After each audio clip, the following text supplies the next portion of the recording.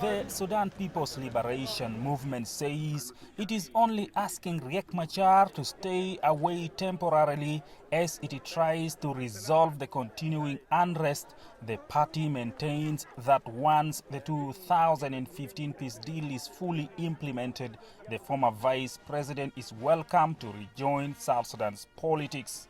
Dr. Riek's absence from this process is useful for the people and for this country, so that those who are interested in peace implementation should do that and then prepare the grounds for the election of 2018, in which Dr. Riek Machar has a full right as a South Sudanese to participate. Millions of people have been displaced during over the past 3 years. However, SPLM Secretary General Jema Nunu maintains the unity government is moving in the right direction. General Tabandenga, since his appointment, some progress has been made in the implementation of peace agreement. There is cooperation between him and the president.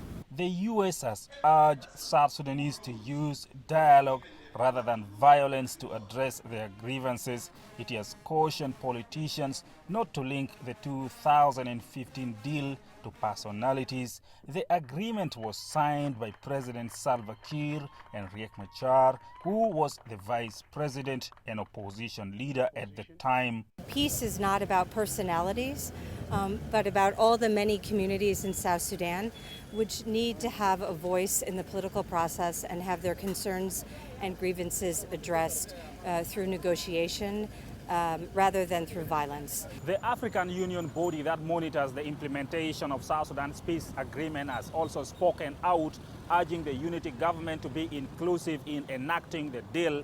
However, the pressure is still on Riek Machar to renounce all violence, especially if he still wants to play a role in his country's political future.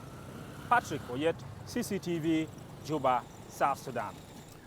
Right, and let's dig a little deeper into this particular story to figure out exactly why this conflict has been running since December 2013. I'm now joined by John Gishier. He's a veteran journalist and an expert on all matters South Sudan. What do you make of this push for national dialogue by the president? I mean, this conflict has been running for 3 years now. There have been repeated attempts to set up peace deals. Some have worked, most have not. Is this the one that will actually end this entire conflict, in your opinion? Thank you. I wish truly that this will be the one, but perhaps, as you rightly point out, there have been many, many attempts in the past.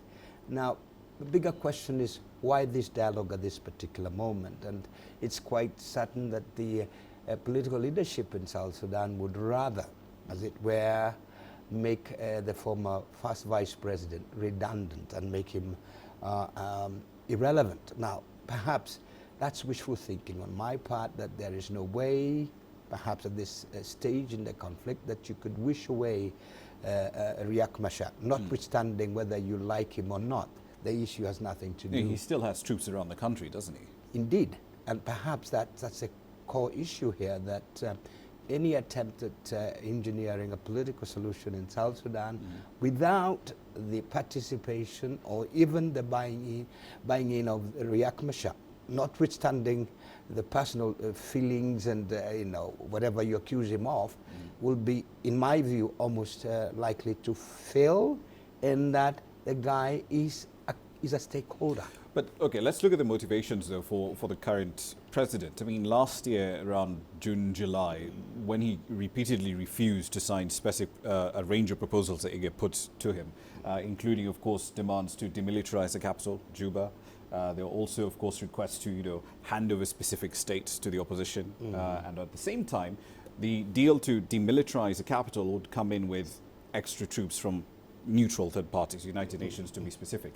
None of these things have happened. So perhaps has it gotten to a point where he says, listen, I hold all the cards, so really I can call the shots right now and actually try and steer a solution, quote unquote, however I choose? That might be for internal consumption, but the reality on the ground is that the president, and indeed his current government and political power structure in South Sudan, is, in my view, struggling to be relevant and struggling to hold the country together. Now, that doesn't mean that they couldn't plan a new engagement. In my view, I think it's a bit too late in the day now to wish away Dr. Riek Machar.